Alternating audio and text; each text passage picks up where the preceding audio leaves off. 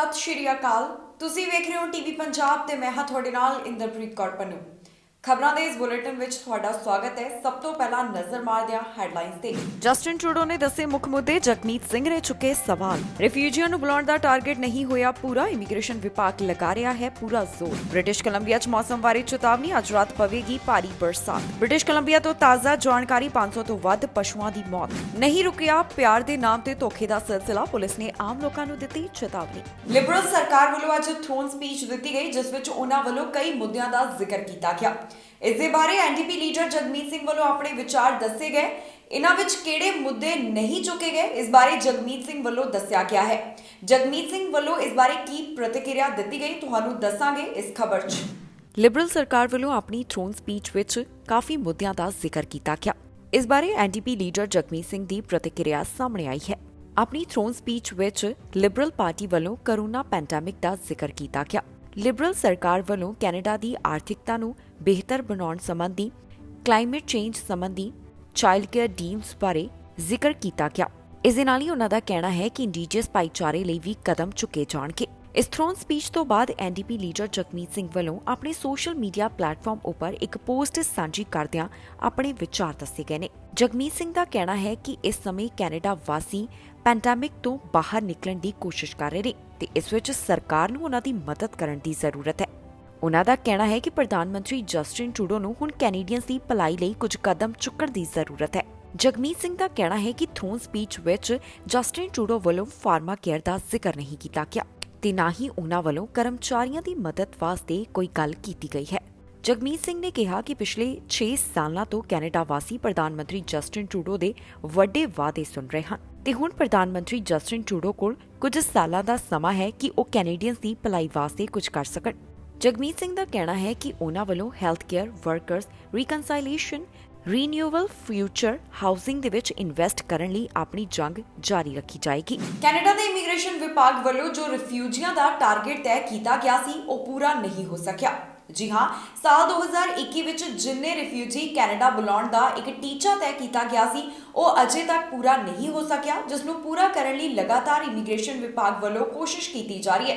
ਕਿਸ ਕੈਟੇਗਰੀ ਵਿੱਚ ਕਿੰਨੇ ਰਿਫਿਊਜੀ ਸ਼ਰਨਾਰਥੀ ਕੈਨੇਡਾ ਪਹੁੰਚੇ ਨੇ, ਤੁਹਾਨੂੰ ਦੱਸਾਂਗੇ ਇਸ ਖਬਰ ਵਿੱਚ। ਨਾਲ ਹੀ ਦੱਸ ਦਈਏ ਕਿ ਇਮੀਗ੍ਰੇਸ਼ਨ ਲੈਵਲਸ ਪਲਾਨ ਤਹਿਤ ਜੋ ਟਾਰਗੇਟ ਤੈਅ ਕੀਤਾ ਗਿਆ ਸੀ, ਉਹ ਵੀ ਅਜੇ ਪੂਰਾ ਨਹੀਂ ਹੋ ਸਕਿਆ। ਕੈਨੇਡਾ ਵੱਲੋਂ ਰਿਫਿਊਜੀਆਂ ਲਈ ਜੋ ਟਾਰਗੇਟ ਤੈਅ ਕੀਤਾ ਗਿਆ ਸੀ, ਉਹ ਪੂਰਾ ਨਹੀਂ ਹੋ ਸਕਿਆ। ਇਮੀਗ੍ਰੇਸ਼ਨ ਵਿਭਾਗ ਵੱਲੋਂ ਇਸ ਟਾਰਗੇਟ ਨੂੰ ਪੂਰਾ ਕਰਨ ਦੀ ਲਗਾਤਾਰ ਕੋਸ਼ਿਸ਼ ਕੀਤੀ ਜਾ ਰਹੀ ਹੈ। ਕੈਨੇਡਾ ਵੱਲੋਂ ਸਾਲ 2021 ਵਾਸਤੇ 81,000 ਨਵੇਂ ਸ਼ਰਨਾਰਥੀਆਂ ਨੂੰ ਦੇਸ਼ ਵਿੱਚ ਬੁਲਾਉਣ ਦਾ ਟਾਰਗੇਟ ਤੈਅ ਕੀਤਾ ਗਿਆ ਸੀ, ਪਰ ਅਜੇ ਤੱਕ ਇਹ ਟੀਚਾ ਪੂਰਾ ਨਹੀਂ ਹੋ ਸਕਿਆ। ਇਸ ਬਾਰੇ immigration, refugees and citizenship Canada ਵੱਲੋਂ ਜੋ ਅੰਕੜਾ ਜਾਰੀ ਕੀਤਾ ਗਿਆ, ਉਸ ਮੁਤਾਬਕ 31 ਅਕਤੂਬਰ ਤੱਕ ਟਾਰਗੇਟ ਤੋਂ ਅੱਧੇ ਰਿਫਿਊਜੀ ਵੀ ਕੈਨੇਡਾ ਨਹੀਂ ਆਏ। ਜਾਣਕਾਰੀ ਮੁਤਾਬਕ ਕੈਨੇਡਾ ਵਿੱਚ 7,800 ਦੇ ਕਰੀਬ ਸ਼ਰਨਾਰਥੀ ਪਹੁੰਚੇ ਹਨ, ਜਦਕਿ ਇਸ ਵਾਸਤੇ ਸਰਕਾਰ ਵੱਲੋਂ 12,500 ਰਿਫਿਊਜੀਆਂ ਦਾ ਟੀਚਾ ਰੱਖਿਆ ਗਿਆ ਸੀ। ਇਸ ਤੋਂ ਇਲਾਵਾ ਪ੍ਰਾਈਵੇਟਲੀ ਸਪਾਂਸਰਡ ਰਿਫਿਊਜੀਆਂ ਵਾਸਤੇ 22,500 ਦਾ ਟਾਰਗੇਟ ਤੈਅ ਕੀਤਾ ਗਿਆ ਸੀ, ਜਿਸ ਵਿੱਚੋਂ ਅਜੇ ਤੱਕ ਸਿਰਫ 4,500 ਹੀ ਰਿਫਿਊਜੀ ਕੈਨੇਡਾ ਪਹੁੰਚੇ ਨੇ। ਇਸ ਤੋਂ ਇਲਾਵਾ 32,000 ਤੋਂ ਵੱਧ ਲੋਕਾਂ ਨੂੰ ਪ੍ਰੋਟੈਕਟਿਡ ਪਰਸਨ ਦੀ ਕੈਟੇਗਰੀ ਵਿੱਚ ਰੱਖਿਆ ਗਿਆ। ਇਸ ਪ੍ਰੋਟੈਕਟਿਡ ਪਰਸਨ ਦੀ ਕੈਟੇਗਰੀ ਵਿੱਚ ਸਰਕਾਰ ਵੱਲੋਂ 45,000 ਰਿਫਿਊਜੀਆਂ ਦਾ ਟਾਰਗੇਟ ਤੈਅ ਕੀਤਾ ਗਿਆ ਸੀ। ਇਸ ਬਾਰੇ ਆਈਆਰਸੀਸੀ ਵੱਲੋਂ ਜੋ ਜਾਣਕਾਰੀ ਸਾਂਝੀ ਕੀਤੀ ਗਈ, ਉਸ ਵਿੱਚ ਉਹਨਾਂ ਦੱਸਿਆ ਕਿ ਇਮੀਗ੍ਰੇਸ਼ਨ ਉੱਤੇ ਕਰੋਨਾ ਪੈਂਡੈਮਿਕ ਦਾ ਕਾਫੀ ਜ਼ਿਆਦਾ ਅਸਰ ਪਿਆ ਹੈ, ਜਿਸ ਕਾਰਨ ਉਹ ਆਪਣਾ ਟਾਰਗੇਟ ਪੂਰਾ ਨਹੀਂ ਕਰ ਸਕੇ। ਇਮੀਗ੍ਰੇਸ਼ਨ ਵਿਭਾਗ ਦਾ ਕਹਿਣਾ ਹੈ ਕਿ ਕੈਨੇਡਾ ਵੱਲੋਂ ਜੋ ਕਰੋਨਾ ਕਾਰਨ ਪਾਬੰਦੀਆਂ ਲਗਾਈਆਂ ਗਈਆਂ ਸਨ, ਇਸ ਕਰਕੇ ਟੀਚਾ ਪੂਰਾ ਨਹੀਂ ਹੋ ਸਕਿਆ। ਇਸ ਤੋਂ ਇਲਾਵਾ ਜਾਣਕਾਰੀ ਲਈ ਦੱਸ ਦਈਏ ਕਿ ਇਮੀਗ੍ਰੇਸ਼ਨ ਵਿਭਾਗ ਵੱਲੋਂ ਜੋ ਇਮੀਗ੍ਰੇਸ਼ਨ ਲੈਵਲਸ ਪਲਾਨ ਤਹਿਤ ਟਾਰਗੇਟ ਤੈਅ ਕੀਤਾ ਗਿਆ ਸੀ, ਉਹ ਵੀ ਅਜੇ ਤੱਕ ਪੂਰਾ ਨਹੀਂ ਹੋ ਸਕਿਆ। ਇਸ ਇਮੀਗ੍ਰੇਸ਼ਨ ਲੈਵਲਸ ਪਲਾਨ ਤਹਿਤ ਇਮੀਗ੍ਰੇਸ਼ਨ ਵਿਭਾਗ ਵੱਲੋਂ 4,01,000 ਇਮੀਗ੍ਰੈਂਟਸ ਦੇ ਸਵਾਗਤ ਦਾ ਟੀਚਾ ਰੱਖਿਆ ਗਿਆ ਸੀ, ਜੋ ਕਿ ਹਾਲੇ ਤੱਕ ਪੂਰਾ ਨਹੀਂ ਹੋ ਸਕਿਆ। ਹੁਣ ਦੇਖਣਾ ਹੋਵੇਗਾ ਕਿ ਸਾਲ ਖਤਮ ਹੋਣ ਤੱਕ ਕਿੰਨੇ ਇਮੀਗ੍ਰੈਂਟਸ ਦਾ ਕੈਨੇਡਾ ਵੱਲੋਂ ਸਵਾਗਤ ਕੀਤਾ ਜਾਂਦਾ ਹੈ। ਬ੍ਰਿਟਿਸ਼ ਕੋਲੰਬੀਆ ਦੇ ਕਈ ਹਿੱਸਿਆਂ ਲਈ ਇਨਵਾਇਰਨਮੈਂਟ ਕੈਨੇਡਾ ਵੱਲੋਂ ਚੇਤਾਵਨੀ ਜਾਰੀ ਕੀਤੀ ਗਈ ਹੈ। ਇਹਨਾਂ ਹਿੱਸਿਆਂ ਵਿੱਚ ਅੱਜ ਰਾਤ ਭਾਰੀ ਬਰਸਾਤ ਪਏਗੀ, ਜੋ ਕਿ ਸ਼ੁੱਕਰਵਾਰ ਤੱਕ ਜਾਰੀ ਰਹਿਣ ਵਾਲੀ ਹੈ। ਇਨਵਾਇਰਨਮੈਂਟ ਕੈਨੇਡਾ ਵੱਲੋਂ ਇਹ ਮੌਸਮ ਦੀ ਸਟੇਟਮੈਂਟ ਕਿਹੜੇ ਇਲਾਕਿਆਂ ਲਈ ਜਾਰੀ ਕੀਤੀ ਗਈ, ਤੁਹਾਨੂੰ ਦੱਸਾਂਗੇ ਇਸ ਖਬਰ 'ਚ। ਇਨਵਾਇਰਨਮੈਂਟ ਕੈਨੇਡਾ ਵੱਲੋਂ ਬ੍ਰਿਟਿਸ਼ ਕੋਲੰਬੀਆ ਦੇ ਕਈ ਹਿੱਸਿਆਂ ਲਈ ਮੌਸਮ ਸੰਬੰਧੀ ਚੇਤਾਵਨੀ ਦਿੱਤੀ ਗਈ ਹੈ। ਇਹ ਚੇਤਾਵਨੀ ਮੈਟਰੋ ਵੈਨਕੂਵਰ ਅਤੇ ਫਰੇਜ਼ਰ ਵੈਲੀ ਲਈ ਜਾਰੀ ਕੀਤੀ ਗਈ, ਜਿੱਥੇ ਅੱਜ ਰਾਤ ਬਰਸਾਤ ਹੋਣ ਸੰਬੰਧੀ ਦੱਸਿਆ ਗਿਆ ਹੈ। ਜੋ ਇਨਵਾਇਰਨਮੈਂਟ ਕੈਨੇਡਾ ਵੱਲੋਂ ਸਪੈਸ਼ਲ ਵੈਦਰ ਸਟੇਟਮੈਂਟ ਜਾਰੀ ਕੀਤੀ ਗਈ, ਉਸ ਮੁਤਾਬਕ ਅੱਜ ਰਾਤ ਮੈਟਰੋ ਵੈਨਕੂਵਰ ਤੇ ਫਰੇਜ਼ਰ ਵੈਲੀ 'ਚ 40 ਤੋਂ 80 ਮਿਲੀਮੀਟਰ ਤੱਕ ਬਾਰਿਸ਼ ਪਵੇਗੀ।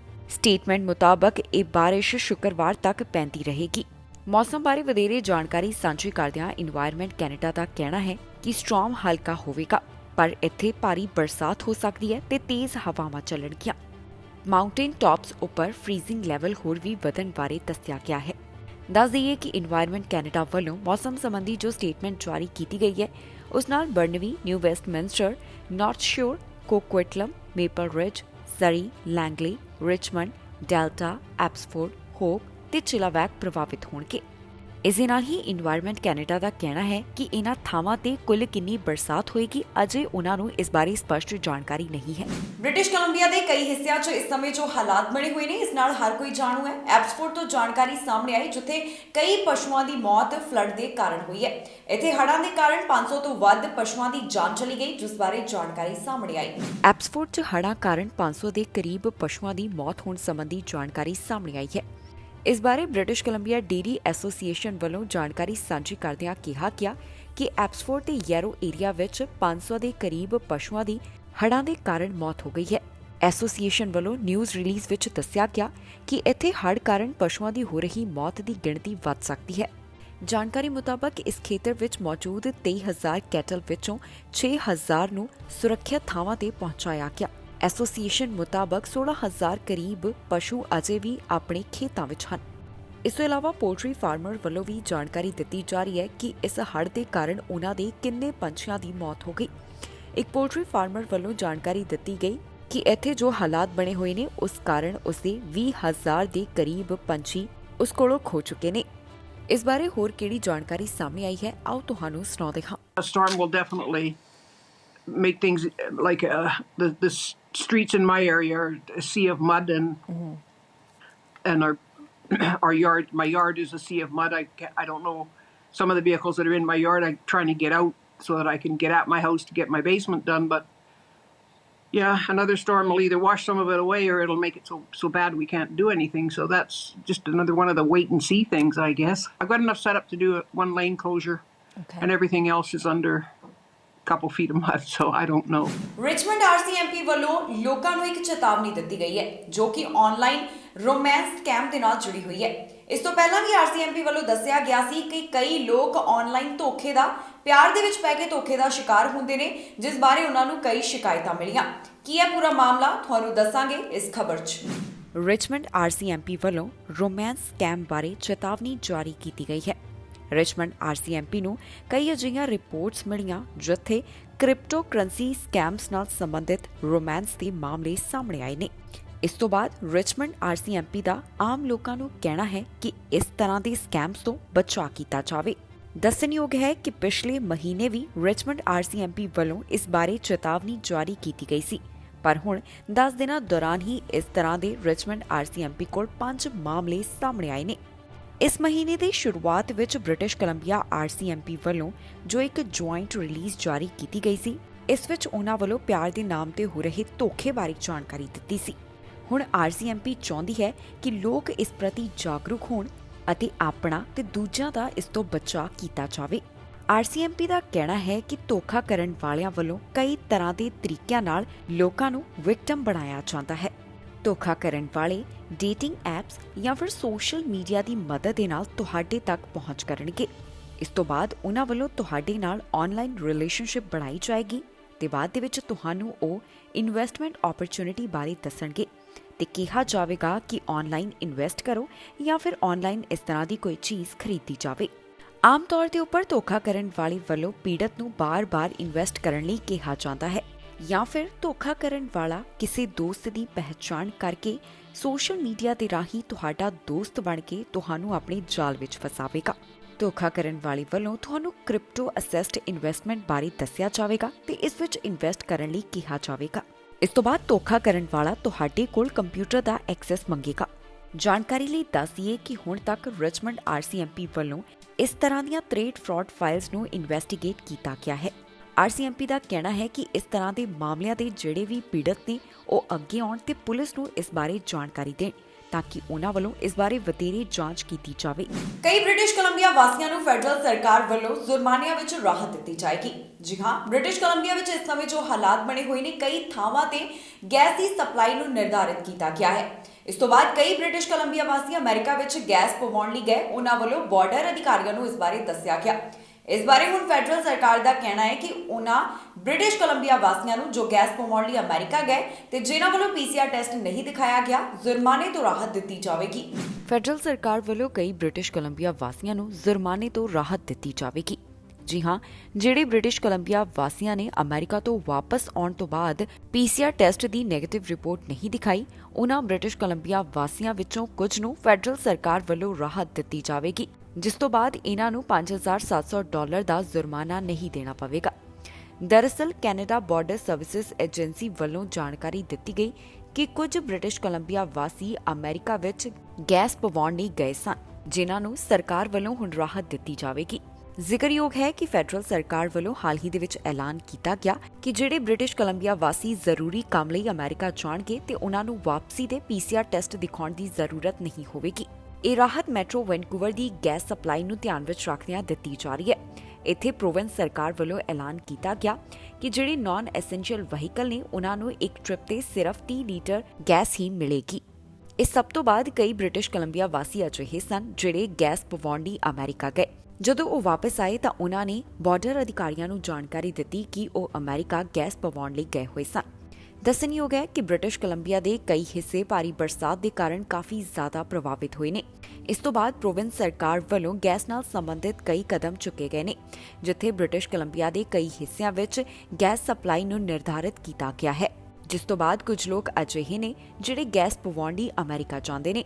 ਹੁਣ ਫੈਡਰਲ ਸਰਕਾਰ ਵੱਲੋਂ ਜਾਣਕਾਰੀ ਦਿੱਤੀ ਗਈ ਹੈ ਕਿ ਉਹਨਾਂ ਵੱਲੋਂ ਇਹਨਾਂ ਬ੍ਰਿਟਿਸ਼ ਕੋਲੰਬੀਆ ਵਾਸੀਆਂ ਨੂੰ ਜੁਰਮਾਨੇ ਤੋਂ ਰਾਹਤ ਦਿੱਤੀ ਜਾਵੇਗੀ। ਇੱਕ ਸਰਵੇ ਸਾਹਮਣੇ ਆਇਆ ਜਿਸ ਦੇ ਮੁਤਾਬਕ ਵੱਡੀ ਗਿਣਤੀ ਕੈਨੇਡੀਅਨਸ ਅਜਿਹੇ ਹਨ ਜਿਹੜੇ ਤਿਉਹਾਰਾਂ ਦੇ ਮੌਕੇ ਤੇ ਸੋਸ਼ਲ ਡਿਸਟੈਂਸਿੰਗ ਦਾ ਖਿਆਲ ਨਹੀਂ ਰੱਖਣਗੇ। ਵੱਡੀ ਗਿਣਤੀ ਕੈਨੇਡੀਅਨਸ ਦਾ ਕਹਿਣਾ ਹੈ ਕਿ ਉਹ ਤਿਉਹਾਰਾਂ ਮੌਕੇ ਆਪਣੇ ਦੋਸਤਾਂ ਰਿਸ਼ਤੇਦਾਰਾਂ ਨੂੰ ਜੱਫੀ ਪਾ ਕੇ ਮਿਲਣਗੇ। ਇਸ ਬਾਰੇ ਹੋਰ ਕੀ ਨਿਕਲ ਕੇ ਸਾਹਮਣੇ ਆਇਆ ਤੁਹਾਨੂੰ ਦੱਸਾਂਗੇ ਇਸ ਖਬਰ 'ਚ।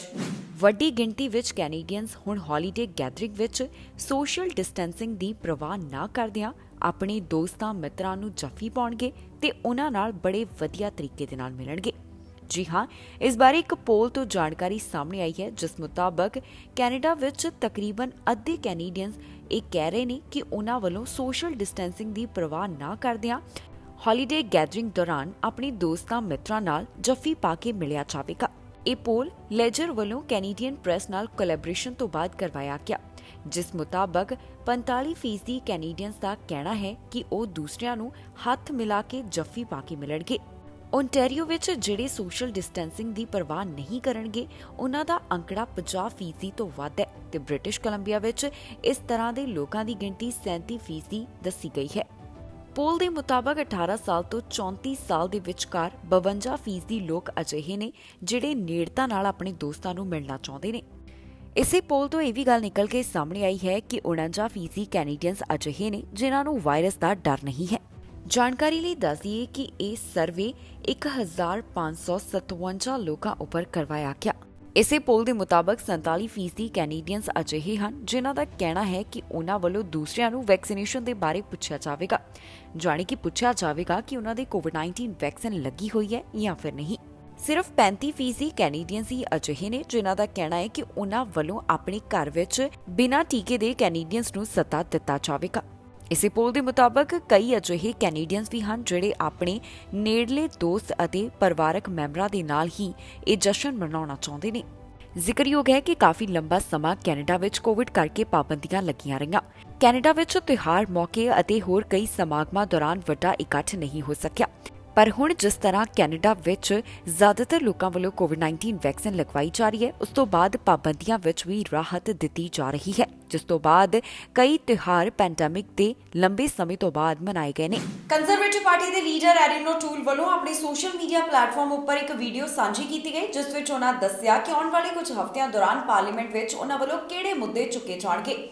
ਕਈ ਮੁੱਦਿਆਂ ਦਾ ਉਹਨਾਂ ਵੱਲੋਂ ਜ਼ਿਕਰ ਕੀਤਾ ਗਿਆ ਜੋ ਤੁਹਾਨੂੰ ਦੱਸਾਂਗੇ ਅਸੀਂ ਇਸ ਖਬਰ ਵਿੱਚ। ਕੰਜ਼ਰਵੇਟਿਵ ਪਾਰਟੀ ਵੱਲੋਂ ਪਾਰਲੀਮੈਂਟ ਵਿੱਚ ਕਿਹੜੇ ਮੁੱਦੇ ਚੁੱਕੇ ਜਾਣਗੇ, ਇਸ ਬਾਰੇ ਲੀਡਰ ਐਰੀਨੋ ਟੂਲ ਵੱਲੋਂ ਜਾਣਕਾਰੀ ਦਿੱਤੀ ਗਈ ਹੈ।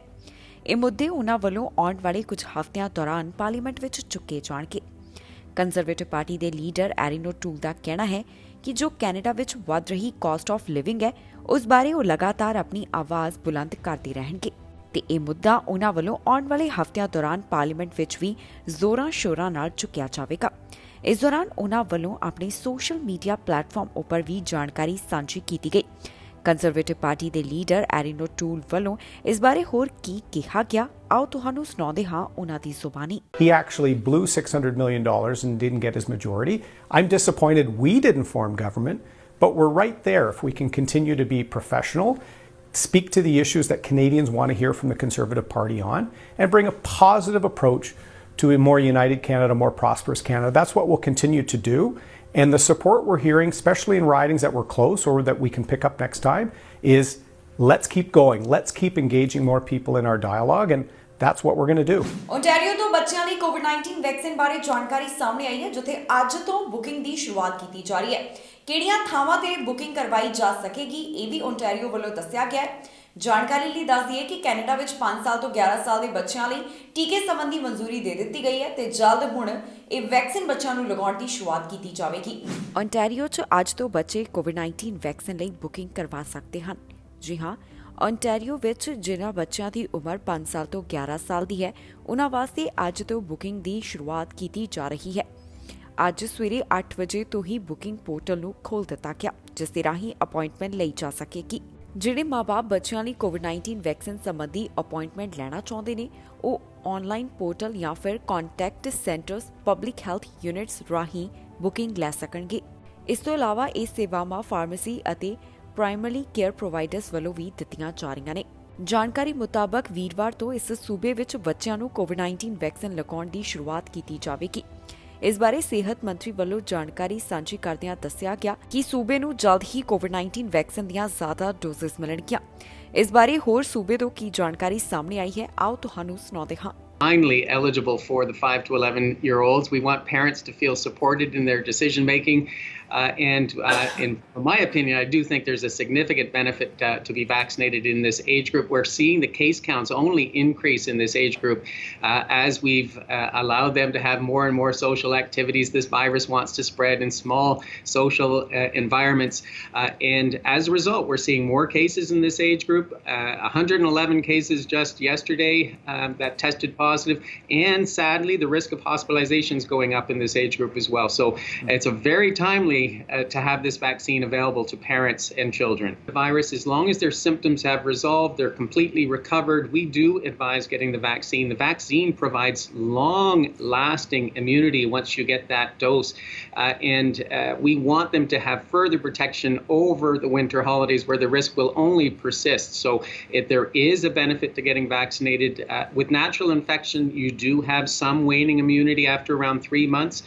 And the vaccine clearly in the studies that we've done on those that have already had the virus itself shows benefit in longer term protection for these individuals. Alberta police ਦੇ ਹੱਥ ਨਸ਼ੇ ਸੰਬੰਧੀ ਵੱਡੀ ਸਫਲਤਾ ਲੱਗੀ ਹੈ। ਉਹਨਾਂ ਵੱਲੋਂ $2 ਮਿਲੀਅਨ ਦਾ ਨਸ਼ਾ ਅਤੇ ਨਕਦੀ ਬਰਾਮਦ ਕੀਤੀ ਗਈ। ਪੁਲਿਸ ਵੱਲੋਂ ਜੋ 2 ਸਾਲਾਂ ਤੋਂ ਇਹ ਜਾਂਚ ਕੀਤੀ ਜਾ ਰਹੀ ਸੀ, ਇਸ ਤਹਿਤ 8 ਜਣਿਆਂ ਨੂੰ ਚਾਰਜ ਕੀਤਾ ਗਿਆ। ਨਸ਼ੇ ਸੰਬੰਧੀ ਅਲਬਰਟਾ ਪੁਲਿਸ ਦੇ ਹੱਥ ਵੱਡੀ ਸਫਲਤਾ ਲੱਗੀ ਹੈ। ਜੀ ਹਾਂ, 2 ਸਾਲਾਂ ਦੀ ਜਾਂਚ ਤੋਂ ਬਾਅਦ $2 ਮਿਲੀਅਨ ਦਾ ਨਸ਼ਾ ਅਤੇ ਨਕਦੀ ਪੁਲਿਸ ਵੱਲੋਂ ਬਰਾਮਦ ਕੀਤੀ ਗਈ ਹੈ। ਪੁਲਿਸ ਵੱਲੋਂ ਇਸ ਬਾਰੇ ਜਾਣਕਾਰੀ ਸਾਂਝੀ ਕਰਦਿਆਂ ਦੱਸਿਆ ਗਿਆ ਕਿ ਉਨ੍ਹਾਂ ਵੱਲੋਂ 8 ਐਡਮਿੰਟਨ ਵਾਸੀਆਂ ਨੂੰ ਚਾਰਜ ਕੀਤਾ ਗਿਆ। ਇਨ੍ਹਾਂ ਕੋਲੋਂ ਪੁਲਿਸ ਨੂੰ $2 ਮਿਲੀਅਨ ਦੇ ਨਸ਼ੇ ਅਤੇ ਨਕਦੀ ਬਰਾਮਦ ਹੋਈ ਹੈ। ਇਸ ਬਾਰੇ Alberta law enforcement response team ਵੱਲੋਂ ਇੱਕ ਨਿਊਜ਼ ਰਿਲੀਜ਼ ਦੇ ਵਿੱਚ ਜਾਣਕਾਰੀ ਸਾਂਝੀ ਕੀਤੀ ਗਈ ਹੈ। ਪੁਲਿਸ ਵੱਲੋਂ ਪ੍ਰੋਜੈਕਟ ਅਲਕ ਦੇ ਤਹਿਤ ਜਾਂਚ ਕੀਤੀ ਗਈ। ਇਸ ਜਾਂਚ ਦੀ ਸ਼ੁਰੂਆਤ ਨਵੰਬਰ 2019 ਵਿੱਚ ਕੀਤੀ ਗਈ, ਜਿੱਥੇ ਉਨ੍ਹਾਂ ਵੱਲੋਂ ਕਈ ਹਿੱਸਿਆਂ ਵਿੱਚ ਪੜਤਾਲ ਕੀਤੀ ਗਈ। ਅਗਸਤ 2020 ਵਿੱਚ ਅਲਰਟ ਤਹਿਤ ਪੁਲਿਸ ਵੱਲੋਂ 6 ਕਿਲੋਗ੍ਰਾਮ ਕੋਕੇਨ ਬਰਾਮਦ ਕੀਤੀ ਗਈ, ਜੋ ਕਿ ਉਨ੍ਹਾਂ ਨੂੰ ਟੋਰਾਂਟੋ ਤੋਂ ਬਰਾਮਦ ਹੋਈ ਸੀ। ਇਸ ਤੋਂ ਬਾਅਦ ਪੁਲਿਸ ਵੱਲੋਂ ਐਡਮਿੰਟਨ ਦੇ ਘਰਾਂ ਵਿੱਚ ਸਰਚ ਵਾਰੰਟ ਐਗਜ਼ੀਕਿਊਟ ਕੀਤੇ ਗਏ। ਹੁਣ ਪੁਲਿਸ ਵੱਲੋਂ ਜਿਹੜੀਆਂ ਚੀਜ਼ਾਂ ਬਰਾਮਦ ਕੀਤੀਆਂ ਗਈਆਂ, ਉਸ ਬਾਰੇ ਜਾਣਕਾਰੀ ਕੁਝ ਇਸ ਤਰ੍ਹਾਂ ਸਾਂਝੀ ਕੀਤੀ ਗਈ ਹੈ। 5 firearm, 10 kilogram cocaine, 17 kilogram cocaine buffing agent, 4.7 kilogram meth, 2.9 kilogram cannabis ਤੇ $1,35,000 ਦੀ ਨਕਦੀ। ਇਸ ਤੋਂ ਪਹਿਲਾਂ ਪੁਲਿਸ ਵੱਲੋਂ ਅਲਰਟ ਦੇ ਤਹਿਤ $50,000 ਤੋਂ $70,000 ਤੱਕ ਦੇ ਵਿਚਕਾਰ ਕੋਕੇਨ ਬਰਾਮਦ ਕੀਤੀ ਗਈ ਸੀ। ਇਸ ਤੋਂ ਇਲਾਵਾ ਪੁਲਿਸ ਵੱਲੋਂ 3 ਵਾਹਨ, ਗਹਿਣੇ, ਹੀਰੇ ਦੀ ਅੰਗੂਠੀ, ਰੋਲੈਕਸ ਵਾਚ ਵੀ ਸੀਜ਼ ਕੀਤੀ ਗਈ ਹੈ। ਇਸ ਮਾਮਲੇ ਸੰਬੰਧੀ ਪੁਲਿਸ ਵੱਲੋਂ 35 ਕ੍ਰਿਮੀਨਲ ਚਾਰजेस ਲਗਾਏ ਗਏ। ਜਿਨ੍ਹਾਂ ਵਿਅਕਤੀਆਂ ਉੱਪਰ ਚਾਰਜ ਲਗਾਏ ਗਏ ਹਨ ਉਨ੍ਹਾਂ ਦੇ ਨਾਮ ਤੇ ਪਹਿਚਾਣ ਵੀ ਪੁਲਿਸ ਵੱਲੋਂ ਜਨਤਕ ਕੀਤੀ ਗਈ ਹੈ। ਪੁਲਿਸ ਵੱਲੋਂ ਇਸ ਮਾਮਲੇ ਸੰਬੰਧੀ ਦਿੱਤੀ ਵਧੇਰੇ ਜਾਣਕਾਰੀ ਮੁਤਾਬਕ ਜਲਦ ਹੀ ਜਿਨ੍ਹਾਂ ਵਿਅਕਤੀਆਂ ਨੂੰ ਚਾਰਜ ਕੀਤਾ ਗਿਆ ਉਹਨਾਂ ਨੂੰ ਕੋਰਟ ਵਿੱਚ ਪੇਸ਼ ਕੀਤਾ ਜਾਵੇਗਾ। ਇਸ ਖਬਰ 'ਚ ਜਾਣਕਾਰੀ ਤੁਹਾਡੇ ਨਾਲ ਸਾਂਝੀ ਕਰਾਂਗੇ ਕਿ ਕੈਨੇਡਾ ਦੇ ਕਿਸ ਹਿੱਸੇ ਤੋਂ ਕਿੰਨੇ ਕਰੋਨਾ ਵਾਇਰਸ ਦੇ ਮਾਮਲੇ ਸਾਹਮਣੇ ਆਏ, ਕੈਨੇਡਾ ਦੇ ਸੂਬਿਆਂ ਵਿੱਚ ਕਰੋਨਾ ਵਾਇਰਸ ਦੇ ਕੀ ਹਾਲਾਤ ਬਣੇ ਹੋਏ ਨੇ, ਤੁਹਾਨੂੰ ਦੱਸਾਂਗੇ ਅਸੀਂ ਇਸ ਖਬਰ 'ਚ। ਓਨਟਾਰੀਓ ਤੋਂ 24 ਘੰਟਿਆਂ ਦੌਰਾਨ 600 ਤੋਂ ਵੱਧ ਮਾਮਲੇ ਦਰਜ ਕੀਤੇ ਗਏ। ਇਨ੍ਹਾਂ 24 ਘੰਟਿਆਂ ਦੌਰਾਨ ਸੂਬੇ ਤੋਂ 613 ਮਾਮਲੇ ਸਾਹਮਣੇ ਆਏ ਅਤੇ 6 ਮੌਤਾਂ ਇਸ ਵਾਇਰਸ ਦੇ ਕਾਰਨ ਹੋ ਗਈਆਂ। ਪ੍ਰੋਵਿੰਸ ਵਿੱਚ ਜਿਹੜੇ 24 ਘੰਟਿਆਂ ਦੌਰਾਨ ਮਾਮਲੇ ਦਰਜ ਕੀਤੇ ਗਏ, ਇਨ੍ਹਾਂ ਵਿੱਚ 288 ਅਨਵੈਕਸੀਨੇਟਡ, 30 ਪਾਰਸ਼ਲੀ ਵੈਕਸੀਨੇਟਡ ਤੇ 266 ਫੁੱਲੀ ਵੈਕਸੀਨੇਟਡ ਸ਼ਾਮਲ ਸਨ। ਟੋਰਾਂਟੋ ਤੋਂ 24 ਘੰਟਿਆਂ ਦੌਰਾਨ 72, ਸਿਮਕੋ ਤੋਂ 73, ਯਾਰਕ ਰੀਜਨ ਤੋਂ 47, ਵਾਟਰਲੂ ਰੀਜਨ ਤੋਂ 40, ਪੀਲ ਰੀਜਨ ਤੋਂ 35 ਮਾਮਲਿਆਂ ਦੀ ਪੁਸ਼ਟੀ ਹੋਈ ਹੈ। ਪ੍ਰੋਵਿੰਸ ਵਿੱਚ ਜੋ 24 ਘੰਟਿਆਂ ਦੌਰਾਨ ਮੌਤਾਂ ਹੋਈਆਂ ਉਸ ਤੋਂ ਬਾਅਦ ਹੁਣ ਤੱਕ ਦਾ ਮੌਤਾਂ ਦਾ ਅੰਕੜਾ 9,974 ਦੇ ਉੱਪਰ ਪਹੁੰਚ ਗਿਆ। ਵੈਕਸੀਨੇਸ਼ਨ ਬਾਰੇ ਜਾਣਕਾਰੀ ਮੁਤਾਬਕ ਇਸ ਸੂਬੇ 'ਚ 86% ਆਬਾਦੀ ਇਸ ਸਮੇਂ ਫੁੱਲੀ ਵੈਕਸੀਨੇਟਡ ਹੈ ਤੇ 99% ਆਬਾਦੀ ਵੱਲੋਂ ਕੋਵਿਡ-19 ਵੈਕਸੀਨ ਦੀ ਇੱਕ ਡੋਜ਼ ਲਗਵਾਈ ਜਾ ਚੁੱਕੀ ਹੈ। ਓਨਟਾਰੀਓ 'ਚ ਰਿਕਵਰਡ ਕੇਸਿਸ ਦੀ ਗਿਣਤੀ 5,97,470 ਹੈ, ਜਦਕਿ ਐਕਟਿਵ ਕੇਸਿਸ ਦਾ ਅੰਕੜਾ ਇਸ ਸੂਬੇ ਵਿੱਚ 5,487 ਦੇ ਕਰੀਬ ਦੱਸਿਆ ਜਾ ਰਿਹਾ ਹੈ।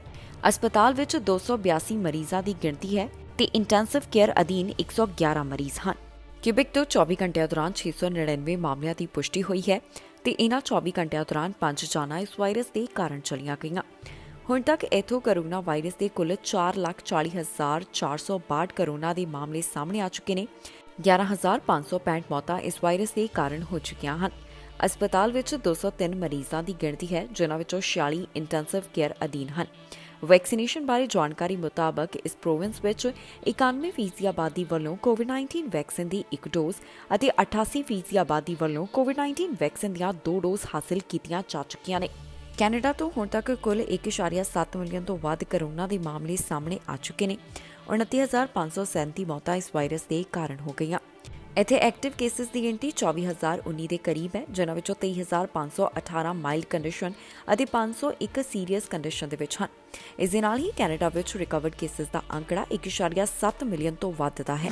ਇਸ ਦੇ ਨਾਲ ਹੀ ਜਾਂਦੇ ਇੱਕ ਵਾਰ ਫਿਰ ਤੋਂ ਨਜ਼ਰ ਮਾਰਦੇ ਹਾਂ ਹੈਡਲਾਈਨਸ ਤੇ। ਜਸਟਿਨ ਟਰੂਡੋ ਨੇ ਦੱਸੇ ਮੁੱਖ ਮੁੱਦੇ, ਜਗਮੀਤ ਸਿੰਘ ਨੇ ਚੁੱਕੇ ਸਵਾਲ। ਰਿਫਿਊਜੀਆਂ ਨੂੰ ਬੁਲਾਉਣ ਦਾ ਟਾਰਗੇਟ ਨਹੀਂ ਹੋਇਆ ਪੂਰਾ, ਇਮੀਗ੍ਰੇਸ਼ਨ ਵਿਭਾਗ ਲਗਾ ਰਿਹਾ ਹੈ ਪੂਰਾ ਜ਼ੋਰ। ਬ੍ਰਿਟਿਸ਼ ਕੋਲੰਬੀਆ 'ਚ ਮੌਸਮ ਬਾਰੇ ਚੇਤਾਵਨੀ, ਅੱਜ ਰਾਤ ਪਵੇਗੀ ਭਾਰੀ ਬਰਸਾਤ। ਬ੍ਰਿਟਿਸ਼ ਕੋਲੰਬੀਆ ਤੋਂ ਤਾਜ਼ਾ ਜਾਣਕਾਰੀ, 500 ਤੋਂ ਵੱਧ ਪਸ਼ੂਆਂ ਦੀ ਮੌਤ। ਨਹੀਂ ਰੁਕਿਆ ਪਿਆਰ ਦੇ ਨਾਮ ਤੇ ਧੋਖੇ ਦਾ ਸਿਲਸਿਲਾ, ਪੁਲਿਸ ਨੇ ਆਮ ਲੋਕਾਂ ਨੂੰ ਦਿੱਤੀ ਚੇਤਾਵਨੀ। ਖਬਰਾਂ ਦੇ ਇਸ ਬੁਲੇਟਿਨ ਵਿੱਚ ਇੰਨਾ ਹੀ। ਨਵੀਆਂ ਤੇ ਤਾਜ਼ੀਆਂ ਖਬਰਾਂ ਲੈ ਕੇ ਫੇਰ ਤੋਂ ਹਾਜ਼ਰ ਹੋਵਾਂਗੇ। ਫਿਲਹਾਲ ਮੈਨੂੰ ਇੰਦਰਪ੍ਰੀਤ ਕੌਰ ਪੰਨੂ ਨੂੰ ਦਿਓ ਇਜਾਜ਼ਤ ਤੇ ਤੁਸੀਂ ਵੇਖਦੇ ਰਹੋ ਟੀਵੀ ਪੰਜਾਬ।